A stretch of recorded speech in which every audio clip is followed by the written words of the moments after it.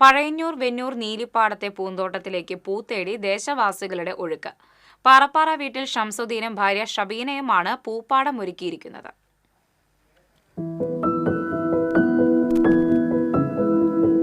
മഞ്ഞയും ചുവപ്പും ചെണ്ടുമല്ലിപ്പൂക്കളാണ് പൂന്തോട്ടം നിറയെ.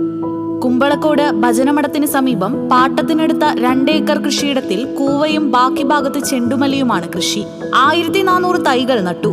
എല്ലാം പൂത്തുലഞ്ഞു നിൽക്കുന്ന കാഴ്ച വർണ്ണമനോഹരമാണ്.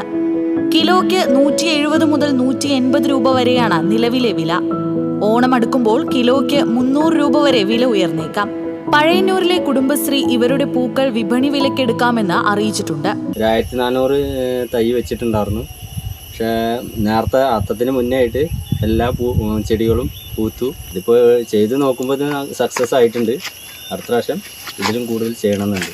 ഷംസുദ്ദീൻ ആദ്യമായാണ് ചെണ്ടുമല്ലി കൃഷി ചെയ്യുന്നത്. കൂവയും ചേനയുമാണ് സ്ഥിരം കൃഷി.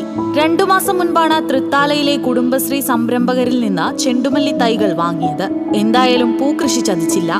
ജൂൺ 19-ാം തീയതിയോട് വെച്ച് ഒരു ഏകദേശം 2 മാസം ആകുമ്പോഴത്തേനും മൊട്ടിട്ടു, പൂക്കളും വന്നു. അതിൻ്റെ ഇടയിൽ 15 ദിവസം ആകുമ്പോൾ ഞങ്ങൾ തലയൊക്കെ ഒന്ന് വെട്ടിയിട്ടുണ്ടായിരുന്നു. തല വെട്ടി ഞങ്ങൾ ബാക്ക് സൈഡിൽ വേറെയും വെച്ചിട്ടുണ്ട്. അതിലും പൂക്കളായി തുടങ്ങിയിട്ടുണ്ട്. ഇപ്പോൾ ഓണാകുമ്പോഴത്തേനും നിറച്ച് പൂക്കളായി. പൂപ്പാടത്തിന്റെ വർണ്ണക്കാഴ്ച ആസ്വദിക്കാൻ നിരവധി പേർ ഇവിടേക്ക് എത്തുന്നുണ്ട്. ഓണത്തിന്റെ തിരക്കൊഴിഞ്ഞാൽ പാട്ടത്തിനെടുത്ത 2 ഏക്കർ സ്ഥലത്ത് നെൽകൃഷി ആരംഭിക്കാനാണ് ഷംസുദ്ദീന്റെ തീരുമാനം. TCV news, Thiruvilwamala.